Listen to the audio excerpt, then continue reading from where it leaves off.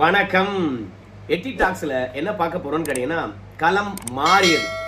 அதிமுக ஆட்சியை பிடிக்கிறது, மண்ணை கவ்வுகிறது திமுக. வெளியானது கருத்து கணிப்பு. நியூஸ் 18 தொலைக்காட்சி கருத்து கணிப்பு எடுத்து வெளியிட்டிருக்காங்க. அதுல அதிமுக எத்தனை தொகுதி கிடைக்கும் என்று போட்டிருக்காங்க. அதையும் பார்க்க போறோம். அதே மாதிரி CNN, சி ஓட்டர்ஸ் மற்றும் NDTV இந்த 3 பேரும் கருத்து கணிப்பு எடுத்து வெளியிட்டிருக்காங்க. ஸோ அவங்க அதிமுகவுக்கு எவ்வளவு தொகுதி கிடைக்கும் அப்படின்னு போட்டிருக்காங்க. அதை விரிவா பார்க்க போறோம். அது மட்டும் இல்ல, இப்போதெல்லாம் நம்ம முதலமைச்சர் பிரச்சார கூட்டத்தில் ஒரு விஷயத்தை அழுத்தம் திருத்தமா பேசுறாரு.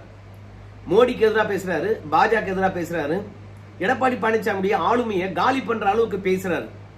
அதுக்கான காரணம் என்னன்னு கேட்டீங்கன்னா, கருத்து கணிப்புகள் தான். கருத்து கணிப்பை பொறுத்த வரைக்கும் மோடிக்கு இருக்கின்ற செல்வாக்கு விட நம்ம முதலமைச்சருக்கான செல்வாக்கு தமிழகத்தில் குறைஞ்சு போயிருக்கு. அது எத்தனை சதவீதம் என்று நான் சொல்ல போறேன்.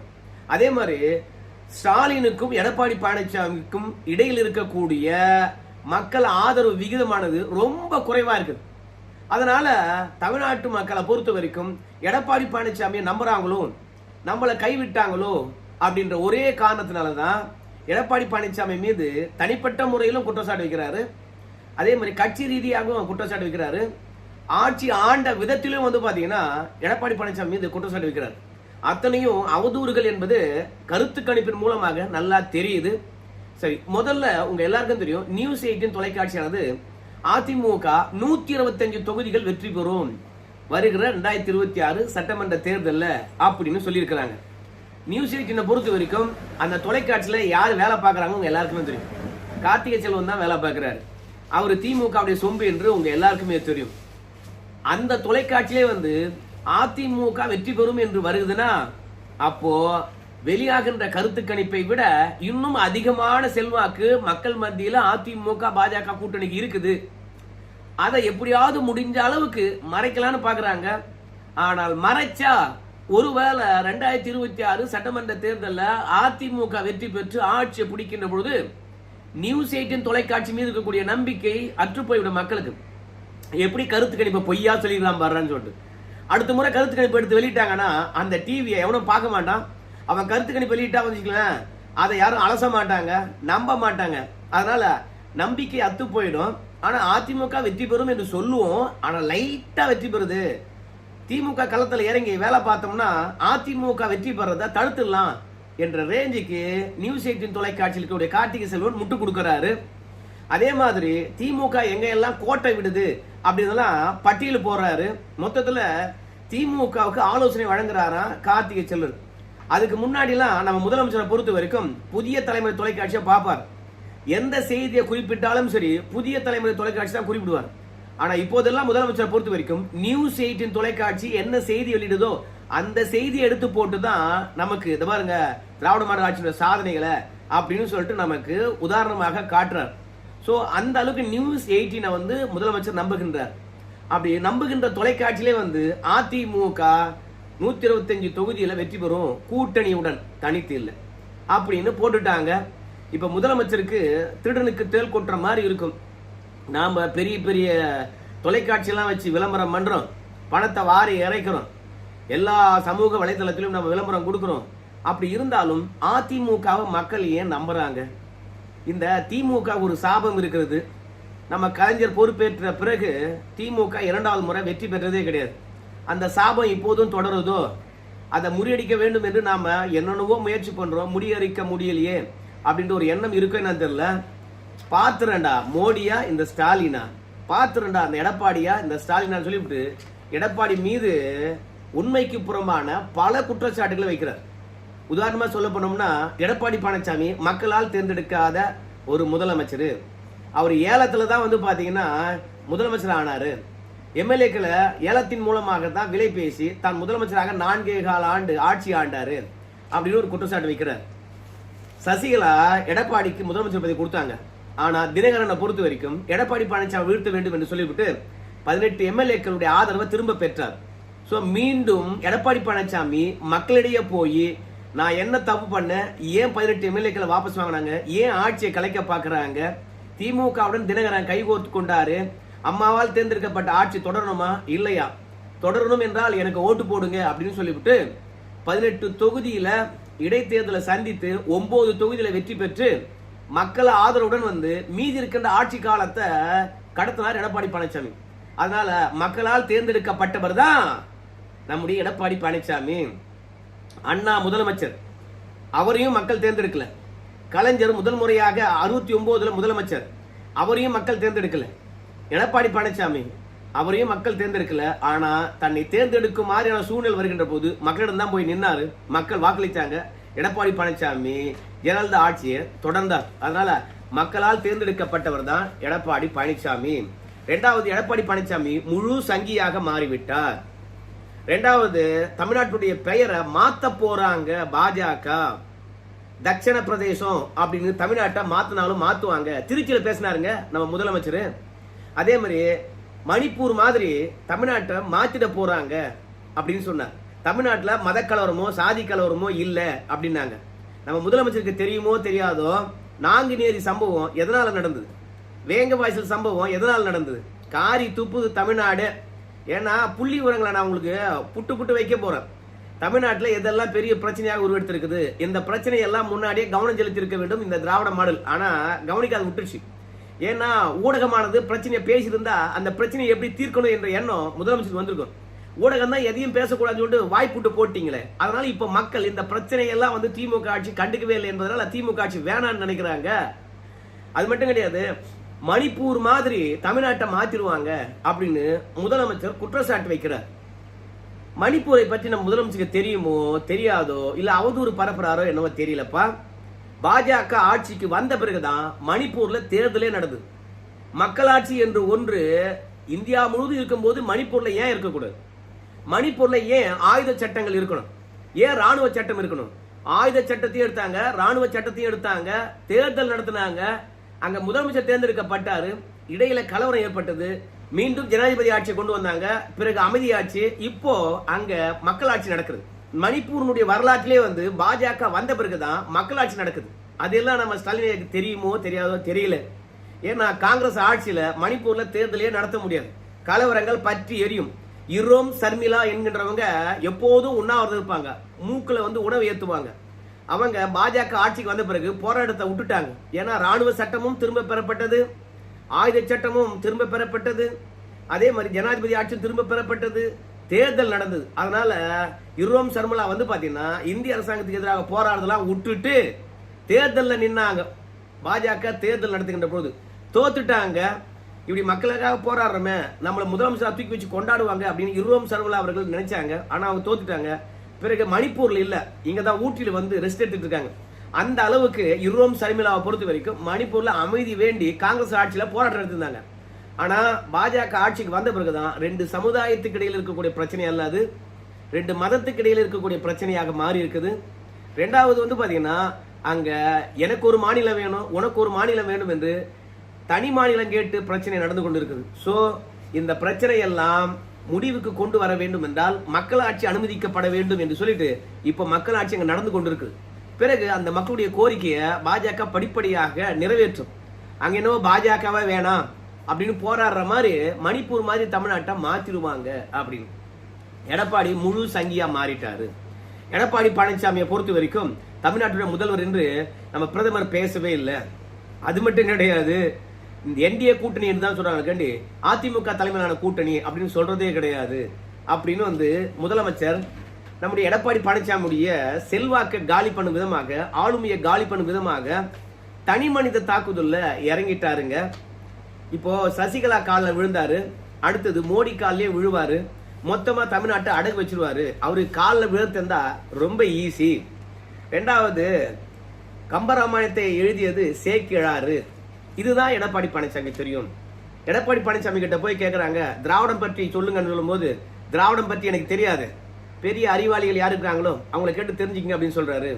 சோ பெரியாரும் அண்ணாவும் திராவிடத்தை கொண்டு வந்தாங்க. அதன் மூலமாக தமிழ்நாடு எவ்வளவு வளர்ந்திருக்குது, அந்த திராவிடத்தை பற்றியான பெருமை கூட தெரியாதவெல்லாம் ஒரு அதிமுக தலைவராக இருக்காரு அப்படின்னு சொல்லிட்டு திராவிடம் பற்றி பேசினாதான் வந்து தமிழ்நாட்டு மக்களுக்கு நல்லது கொடுக்க முடியுமா என்ன?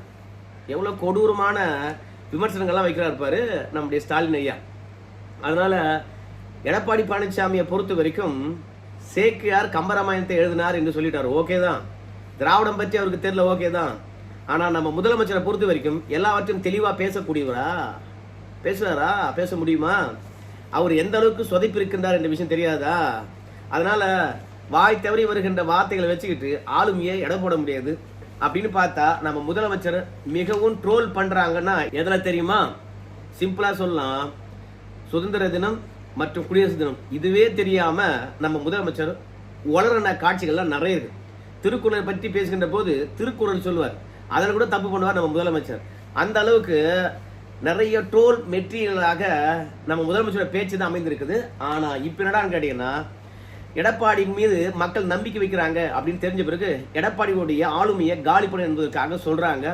மொத்தத்துல எடப்பாடி பழனிசாமிக்கு மக்களுடைய ஆதரவு, இவர் முதலமைச்சர் வந்தா நல்லா இருக்கும் அப்படின்னு தெரிவிக்கின்ற எண்ணிக்கை 39%. நம்ம ஸ்டாலின் அவர்களுக்கு 40%. ஏன்பா அப்ப கூட பார்த்தா ஸ்டாலினுக்கு 1% அதிகமாக தானே இருக்குது. என்டிடிவி, சி ஓட்டர், CNN கருத்து கணிப்பின்படி அப்படின்னு சொல்லுவீங்க. ஏங்க நம்ம ஸ்டாலின் ஐயாவுக்கு கிடைக்கிற மாதிரியான ஊடக வெளிச்சம் எடப்பாடி பழனிசாமி கிடைக்குதா?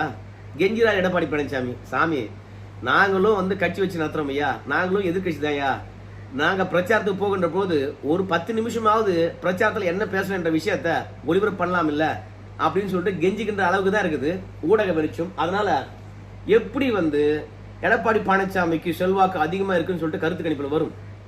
அதனால 1% தானே ஸ்டாலினை விட எடப்பாடிக்கு குறைவா இருக்கிறது. ஆனா இங்க பாருங்க, தமிழ்நாட்டில் ஆட்சி மாற்றம் வேணுமா அப்படின்னு கேட்கிறாங்க.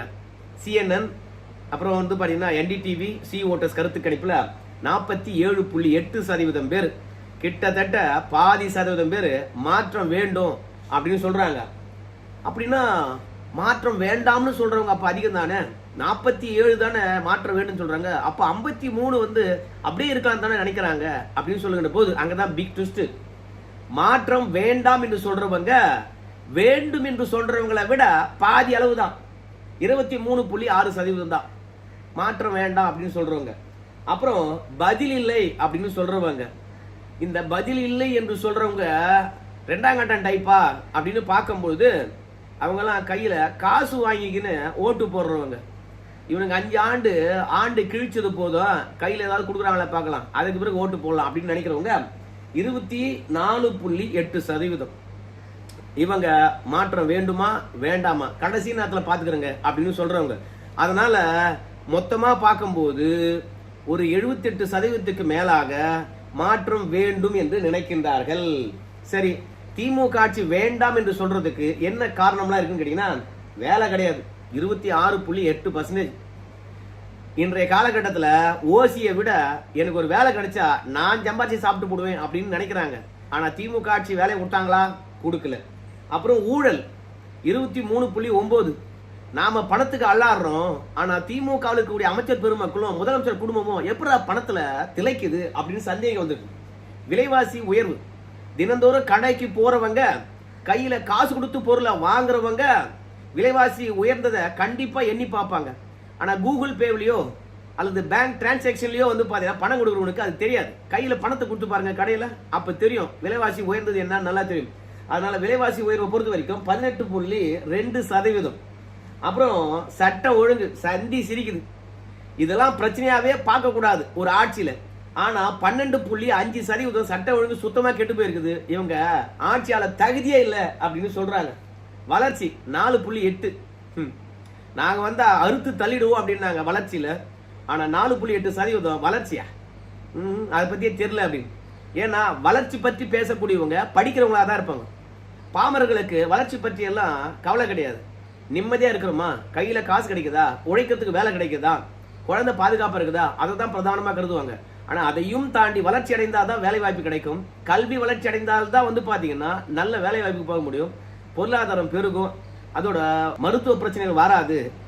பல்வேறுபட்ட சிக்கல்களை தீர்வு காண்பதற்கு கல்வி முக்கியமா இருக்கணும். இப்படி எல்லாவற்றிலும் பின்தங்க வச்சிருக்கிறாரு நம்ம ஸ்டாலின் ஐயா. அப்புறம் சாதிய பிரச்சனை, முதன்முறையாக திமுக ஆட்சியில தான் சாதிய பிரச்சனை இருக்குது அப்படின்னு சொல்றாங்க. இதுவரைக்கும் அதிமுக ஆட்சியில இந்த சாதிய பிரச்சனை பற்றி யாரும் கேள்வி கேட்க மாட்டாங்க. ஏன்னா அப்படி ஒரு பிரச்சனையே எழாது, மத பிரச்சனை எழாது. ஆனா திமுக ஆட்சியில தான் சாதி மத பிரச்சனைகள் வந்து பாத்தீங்கன்னா 2.5% கடந்த ஆட்சியை விட இந்த ஆட்சி அதிகரிச்சிருக்குது அப்படிங்கிறாங்க. அப்புறம் மற்ற எல்லா பிரச்சனையும் வந்து பார்த்தீங்கன்னா 11.5. இப்போ மோடிக்கான செல்வாக்கு எவ்வளவு இருக்குது அப்படின்னு பார்க்கும்போது 42.8%. ஏன் மோடியை பற்றி தமிழ்நாட்டில் கேவலமா பேசுறாருன்னு தெரியுதா? மோடி வந்தாருன்னு வச்சுங்களேன், தமிழ்நாட்டையே மாத்திடுவாரு, இந்தியை திணிச்சிடுவாரு, நம்ம மொழியை காப்பாற்றணும் ஏன்னு சொல்றான்னு தெரியுதா? எல்லா ஊடகமும் பிஜேபிக்கு எதிராக இருந்தாலும் இங்க மோடியுடைய செல்வாக்கு நாளுக்கு நாள் அதிகரிச்சு வருது. அப்படி பார்க்கும்போது 42.8% அவருக்கு செல்வாக்கு இருக்குது. எதிர்ப்பு பொறுத்த வரைக்கும் 35.9. ஸ்டாலினுக்கு செல்வாக்கு தமிழகத்தில் தெரியுமா? நம்ம மோடியுடன் ஒப்பிட்டு கேட்கும் போது 37.1%, எதிர்ப்பு 42.4%. இப்படி முதலமைச்சராக இருக்கிறவருக்கே வந்து பாத்தீங்கன்னா பயங்கர எதிர்ப்பு இருக்குது. கட்சி மீது வெறுப்பு இருக்கலாம், எதிர்ப்பு இருக்கலாம், ஆட்சி மீது எதிர்ப்பு இருக்கலாம், வெறுப்பு இருக்கலாம். ஆனா அந்த கட்சிக்கு தலைமை தாங்கக்கூடிய ஸ்டாலின் அவர்கள் மீதே வந்து பாத்தீங்கன்னா தமிழ்நாட்டு மக்களுக்கு வெறுப்பு இருக்குது. ஏன்னா நம்பிக்கையற்ற தலைவரா போயிட்டார். வாக்குறுதி கொடுக்கிறாரு, அதை நிறைவேற்றுவது கிடையாது. சிம்பிளா நீட்டை நீக்குவோன்னு சொன்னாரு, நீக்கினாருங்களா? இல்ல. இப்போ அதிமுக பொறுத்த வரைக்கும் என்டிடிவி, CNN மற்றும் சி ஓட்டர்ஸ் இவங்க எல்லாம் ஒன்னா சேர்ந்து என்ன கருத்து கணிப்பு வெளியிட்டிருக்காங்கன்னு பார்க்கும்போது அதிமுக அசால்ட்டாக 125 தொகுதிகளுக்கு மேலாக வெற்றி பெறும் அப்படின்னு சொல்லியிருக்காங்க. திமுக 105 தொகுதிகளுக்கு மேலாக வெற்றி பெறும் அப்படின்னு சொல்லியிருக்காங்க. அதாவது மார்ச் 23ஆம் தேதி திமுக 124 தொகுதி வெற்றி பெறலாம் அதிகபட்சமாக அப்படின்னாங்க திமுக.